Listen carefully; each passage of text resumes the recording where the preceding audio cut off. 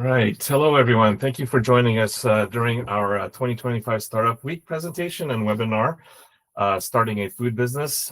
This presentation is for business owners planning to start or grow a restaurant, bakery, coffee shop, food truck, or a product-based food business, which will provide key considerations when getting started in this business type. My name is Marty Vasquez. I'm with the City of Edmonton's business-friendly support team. As an economic development specialist. This event is co-hosted by the City of Edmonton and Alberta Health Services, to which aspiring food entrepreneurs can gain clear understanding on both municipal and provincial regulatory considerations. As such, I'm here with Ambrose Law. He's a public health inspector with the Environmental Public Health Team within Alberta Health Services, or also known as AHS.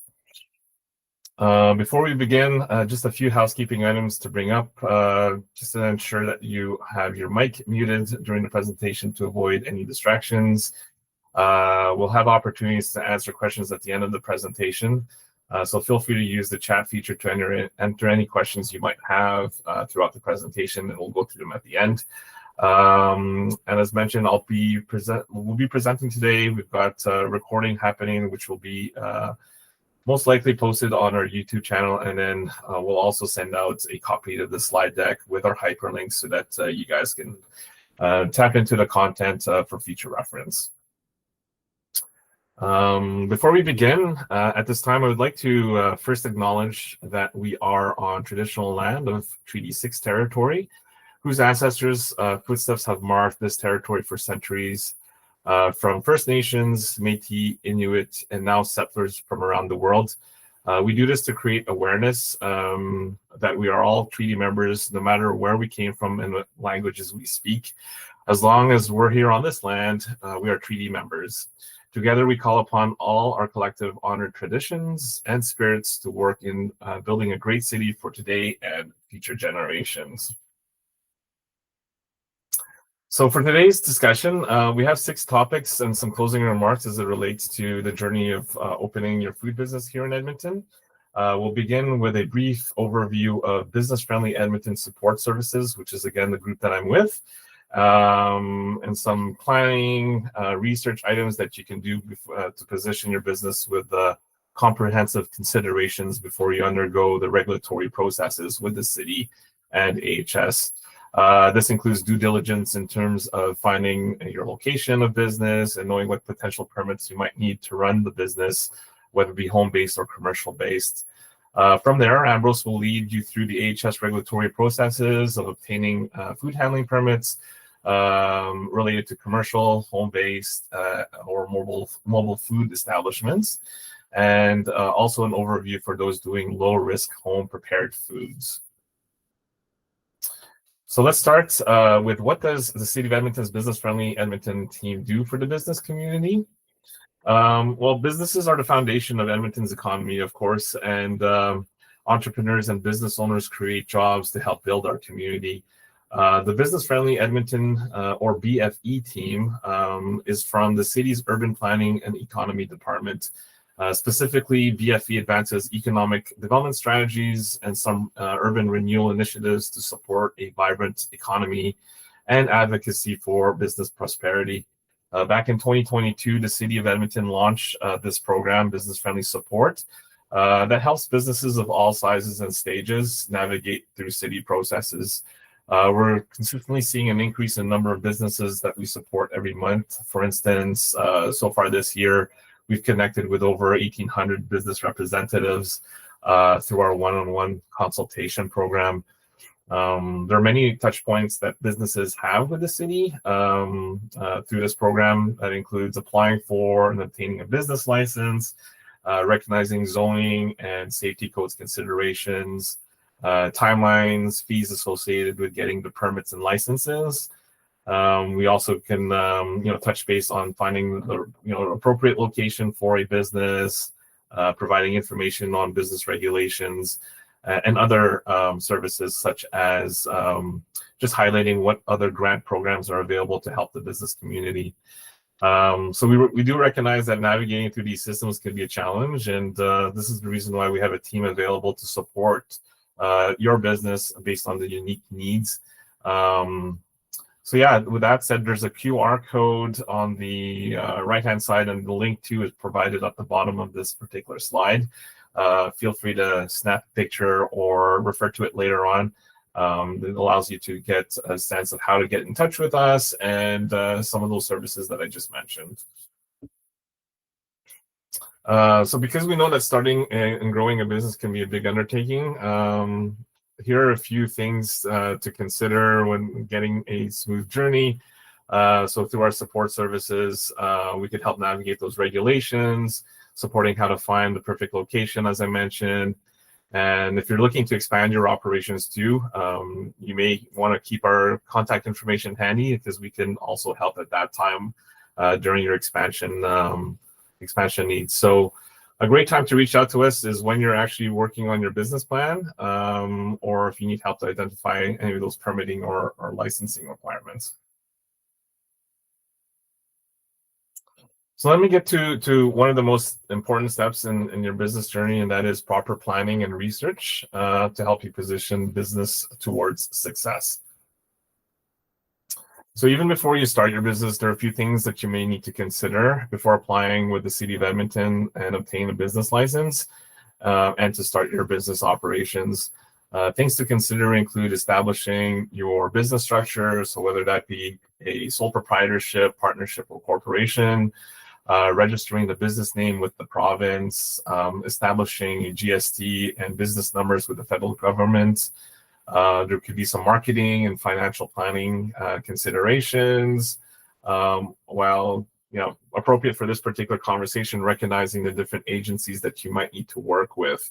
And of course, your market research, getting to know where your business fits in relation to the rest of the market that you're trying to get yourself started in. So every successful business starts with a solid plan. It's highly recommended to create a business plan to outline your goals, strategies, financial considerations, and operations.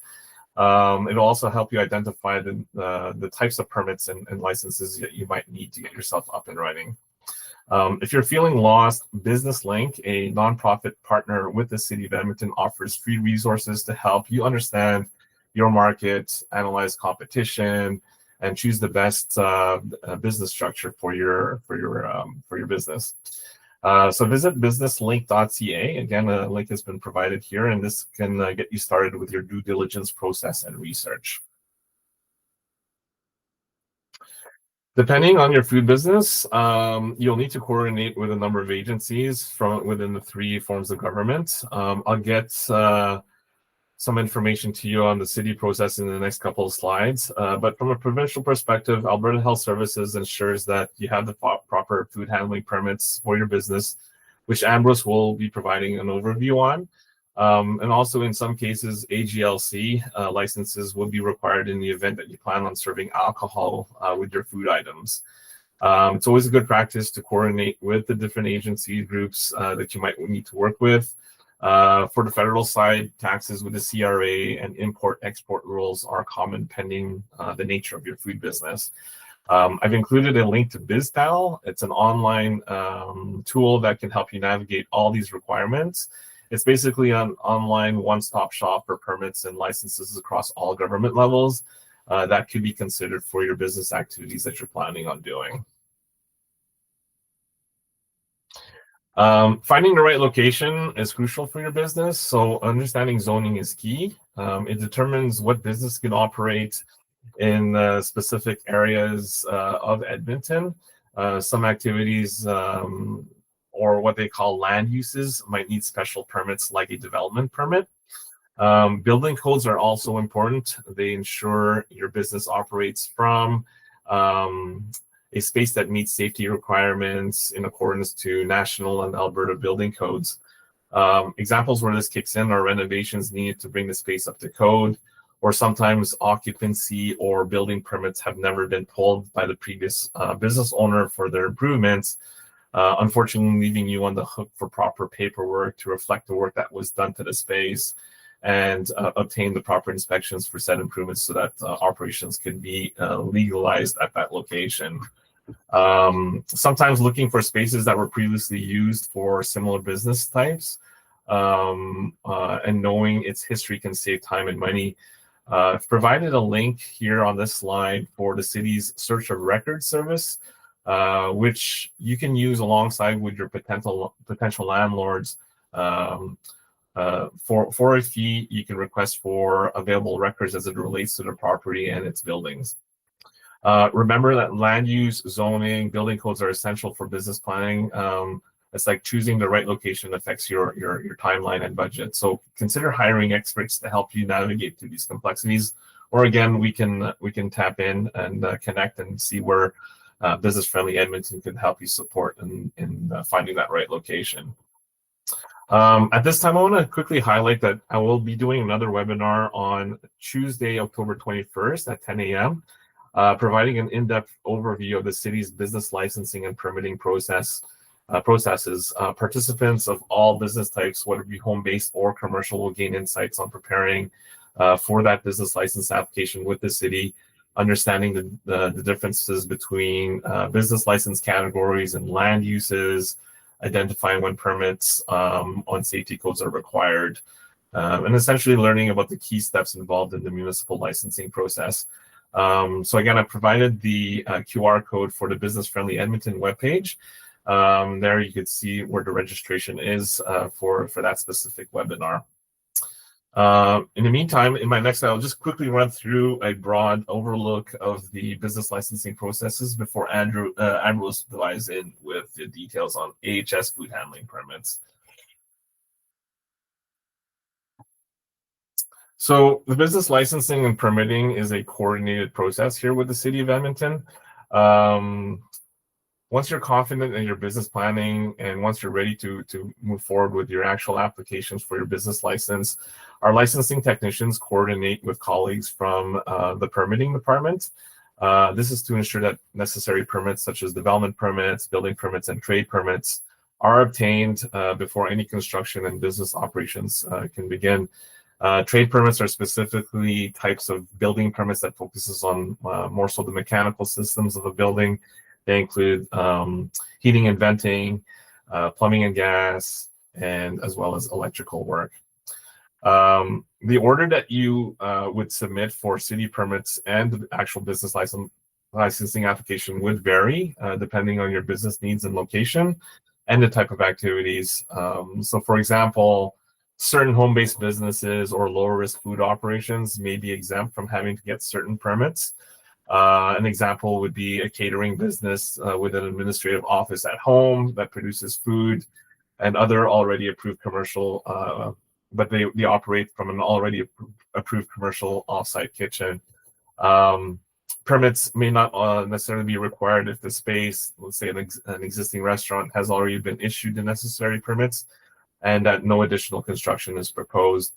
Some businesses hire contractors for renovations, and the contractors submit the permit review before the owner of the business applies for their business license. So it really varies. In all cases, though, our licensing technicians work closely with the permitting department to confirm permit clearance, and that's the tail end of this step 2 of this flow chart here. The clearances ensure that safety of the space and confirms that the proposed activity adheres to both the city's zoning and safety codes permit bylaws. Once permit clearance is granted, the licensing technicians complete their final steps. This is in step 3 here, that is confirming your licensing categories, sending the invoice to the business owner, and notifying external agencies. And that includes AHS in this case for food-related businesses. Do note that the city processes are independent from Alberta Health Services. However, there is a slight overlap in this. This is when we do issue that food-related business license, that triggers our external notifications to AHS. Despite step 4, there is the licensing technicians could then move forward with the business license upon receiving those fees and getting the approvals that they could go ahead with issuance of that business license. So despite getting that approval, the business license bylaw does not remove obligations to follow approved permits and inspections or abide by other legislation, regulations, or bylaws. So that includes, again, the zoning bylaw, community standards, the Consumer Protection Act, as well as AHS, of course, when it comes down to the Alberta Public Health Act, which sets out those rules on food handling processes. So make sure that you still abide by those regulations because, again, they're somewhat independent from the business license and the business licensing bylaw. So yeah, in addition to following the city processes, again, it's crucial to ensure that all required food handling permits are in place before you begin your operations for your food business. So yeah, we do recommend consulting both the city and AHS concurrently to determine your best approach in getting your business started. So that's my spiel from the city of Edmonton. I'm gonna pass the mic on to Ambrose here. And yeah, Ambrose, whenever you're ready, I could switch the slides for you. Yes, thank you for that. So yeah, my name is Ambrose, CSang Law. I think I'll type in my my email address here on this chat here a little later. But yeah, overview today is really how can food operators get food handling permits, the various ways of getting it.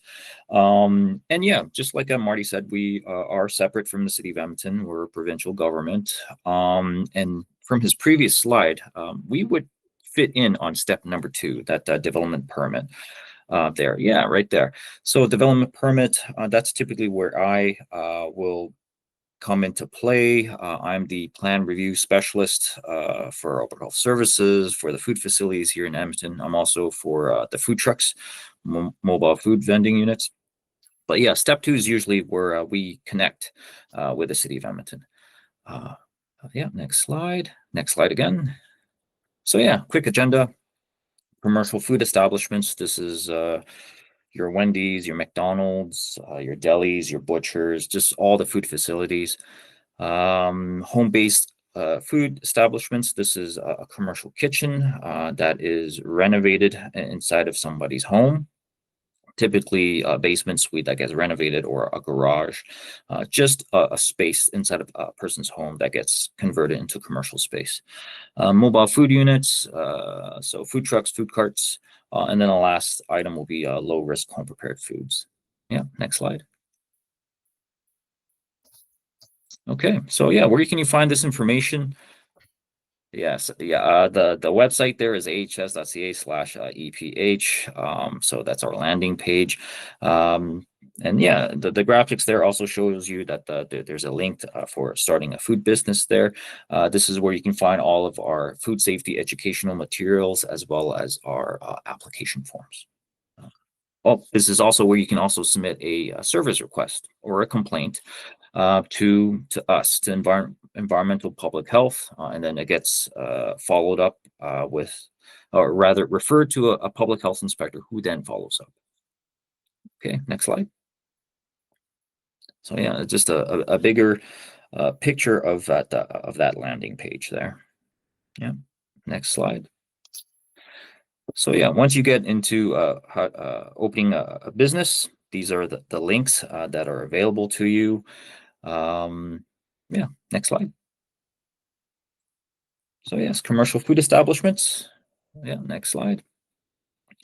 The two biggest documents that we want to see, most important for us. First one is food handling permit application form. Where's this location at?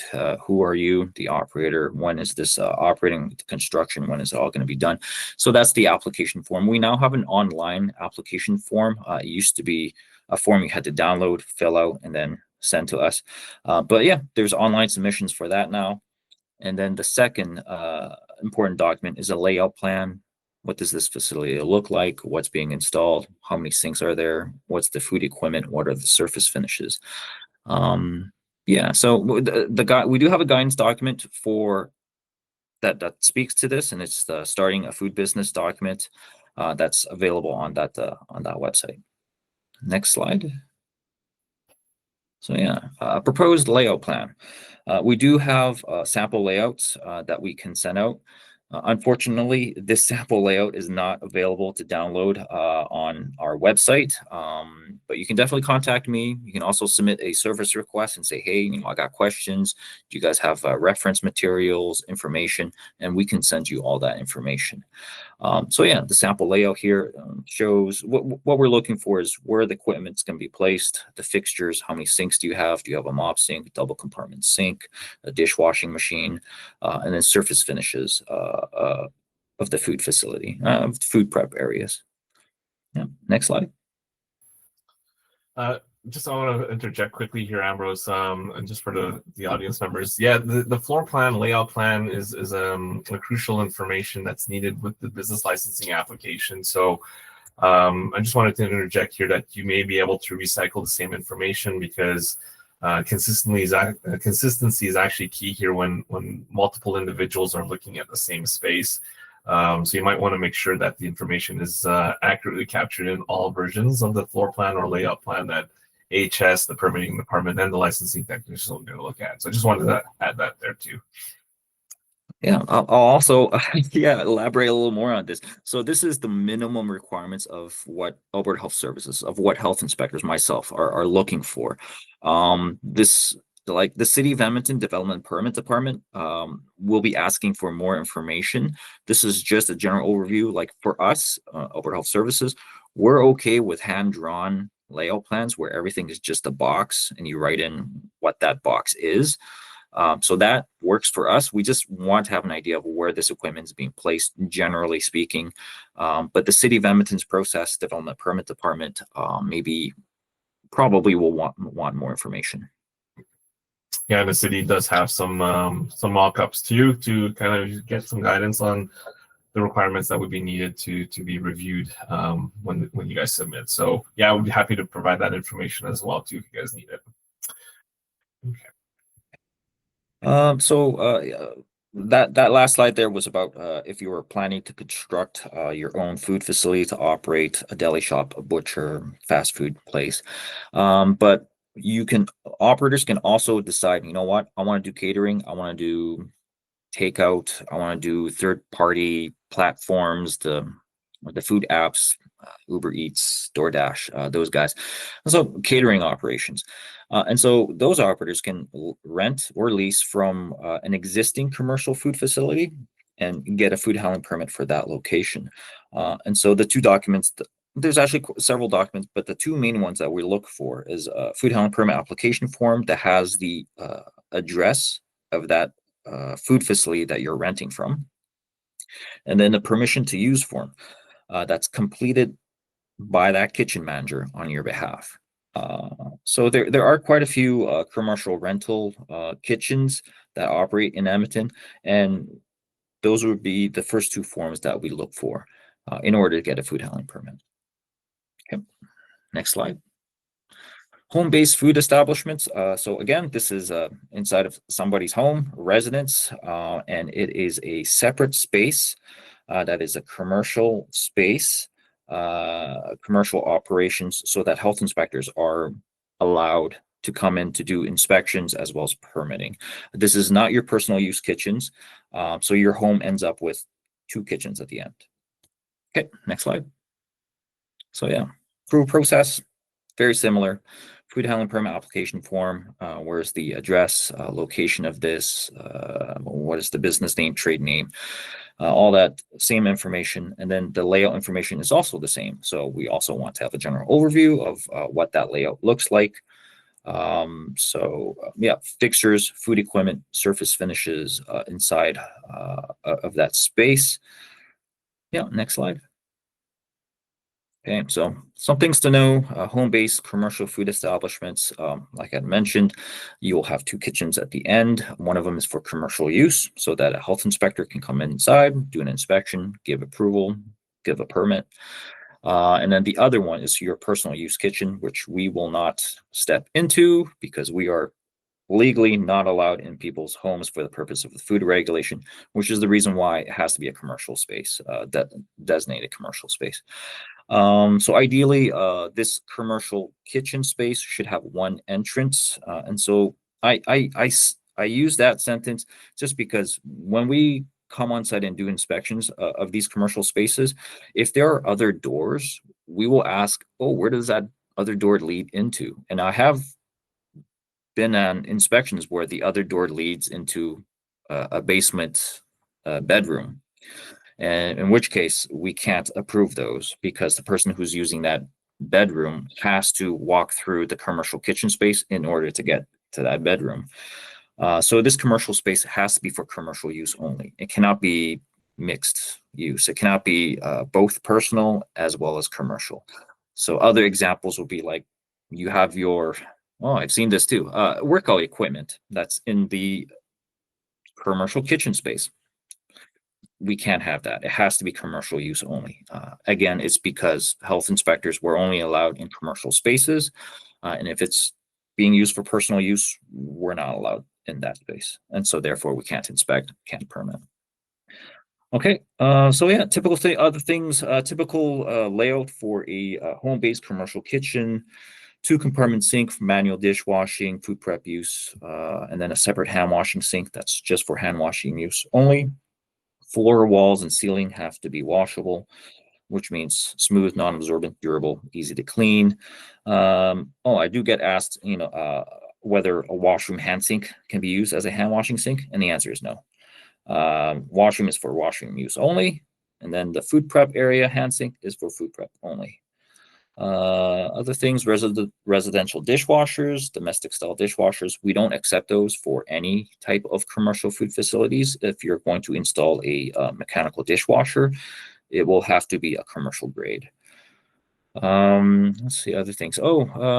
Domestic style, residential style cooking appliances, food storage equipment, fridges, freezers, cabinetry. Those are all acceptable. For us, a residential exhaust hood is also okay as long as it vents to the outside.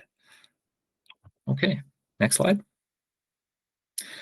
Mobile food establishments, mobile food units. Yeah, they're equivalent to a brick and mortar restaurant, but there are definitely some differences. Next slide. Approval process. So similar, food handling permit application form. Layout plan, what does this look like? We do have sample layouts that we can provide to operators to give them an idea of what we're looking for information, but it's pretty much the same equipment, fixtures, and surface finishes inside of a food truck or a food van. And I also asked for a proposed menu. This is just to give me an idea of what type of mobile food unit best fits what's being presented. And we do have a guidance document as well that's available on our website. Okay, next page. Okay, so yeah, I just wanted to include this slide here. This is actually from our guidance document. It's a chart. I think it captures the different types, categories of mobile food units that we have. So it's an alphabet, type alphas. Those are your like grocery stores on wheels. Everything's prepackaged primarily. Your type bravos, these are kind of like your convenience stores on wheels. There's typically carts. They're open to the environment. They're not enclosed, and they do require a base of operations, which I'll speak to in a bit. Type deltas, these are self-contained. They're enclosed. They have walls in the ceiling. They're typically cafe, deli style operations equivalent to. Type echoes are your full kitchen on wheels. You can handle raw meats, cook raw meats outside of those units. And then Foxtrot Fs, those are your meat hawkers, as well as live seafood. Okay. Next slide. Okay, base of operations. This is a requirement for carts, mobile food carts. Again, these are units that are open to the environment. They can only be approved as type Bravos because they cannot be self-enclosed. You can't do all the food service steps inside of the unit because there is no inside. So base of operations, I had used that type Bravos are kind of equivalent to convenience store. So if you picture yourself going into like a Petro Canada, all that food service step that you see when you step inside, that would typically be the typical cart operations. But on the back end, the back of house for that convenience store, that's typically what the base of operations is. It's where your foods are being stored. Any food prep that may occur is happening there. It's also where you're washing your dishes as well. So yeah, I give some examples as well as different types of base of operations. It can be a restaurant that you operate from. It can be a commercial rental kitchen that you have permission to use from. Most community halls, as well as places of worship, have commercial kitchens that they rent out to their members. So you can also reach out to them and say, hey, is it possible I can use your commercial kitchen for my business? And then, of course, home-based commercial kitchens. You can renovate a section inside of your home. Typically, this is like a basement suite or the garage to be a commercial kitchen space. Okay, next slide. Independent water system. This is for any of the units that have a hand sink or any sinks really. So this is your Bravos, your Deltas, and your Echoes. This diagram is really just to show you, what we're looking for this water system, the fresh water tank of a specific size.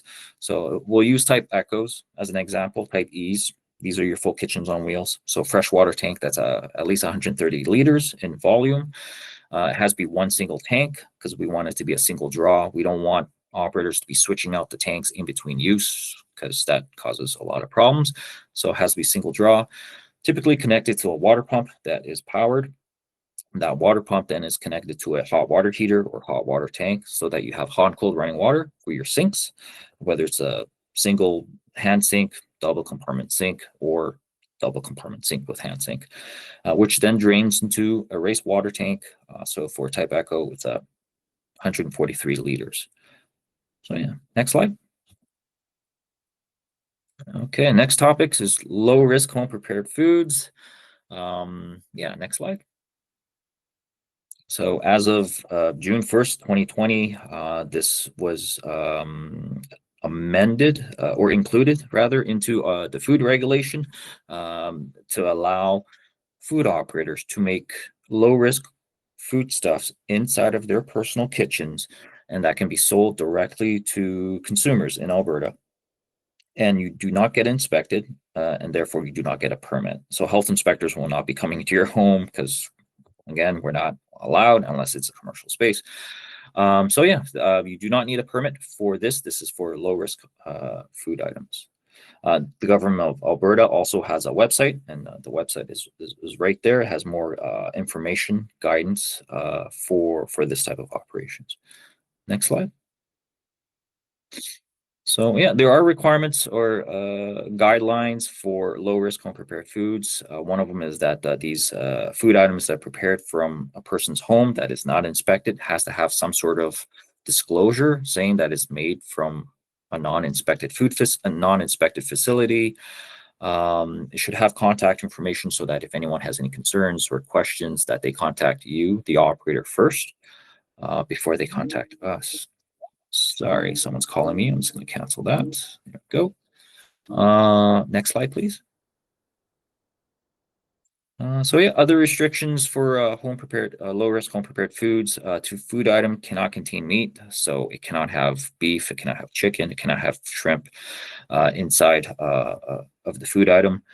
Uninspected cannot be used as an ingredient, so it can't be used to bake cakes, as an example. Raw milk, unpasteurized milk, also cannot be used as an ingredient. The food items, the finished food items that's made, it cannot be distributed, cannot be sold to retail stores. So they can't be distributed to cafes, restaurants, grocery stores. And then the food item has to be low risk. Next slide.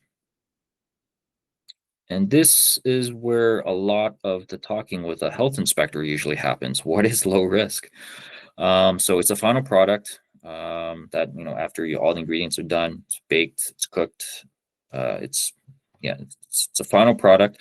It doesn't require refrigeration, so it has to be able to be left out at room temp. And then it's either acidic, so pH level 4.6 and lower, or it's dry, or the water's captured in a gel. like jams. So water activity of 0.85.